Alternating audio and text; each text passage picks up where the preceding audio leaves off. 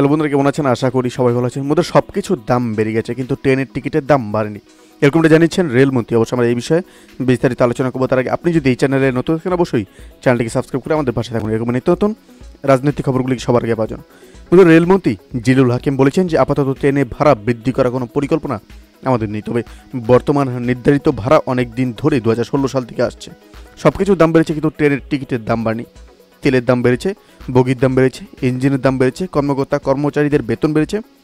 যখন আমরা ট্রেন টিকিটের ভাড়া বাড়াবো, তখন আগ থেকে আপনাদের জানিয়ে বাড়াবো। শনিবার দুপুরে রাজবাড়ীর পাংশা উপজেলা পরিষদের হল রুমে রেলের জমি থেকে অবৈধ দখলদারদের উচ্ছেদের বিষয়ে রেলওয়ের ঊর্ধ্বতন কর্মকর্তা, স্থানীয় প্রশাসন ও বাসিন্দাদের সঙ্গে মত বিনিময় সভা অনুষ্ঠিত হয়। সম্প্রতি কয়েকটি গণমাধ্যমে 100 কিলোমিটার অতিরিক্ত দূরত্বের সব ধরনের যাত্রীবাহী ট্রেনের রিয়াতি ছাড় সুবিধা বাতিলের মাধ্যমে ট্রেনে ভাড়া বাড়ানো হবে বলে সংবাদ প্রকাশ হয়েছে। এ বিষয়ে সাংবাদিকদের এক প্রশ্নের জবাবে তিনি এসব কথা বলেন। বন্ধুরা, এই আপডেট প্রসঙ্গে আপনাদের কি মতামত? অবশ্যই আমাদের কমেন্ট করে জানতে ভুলবেন না।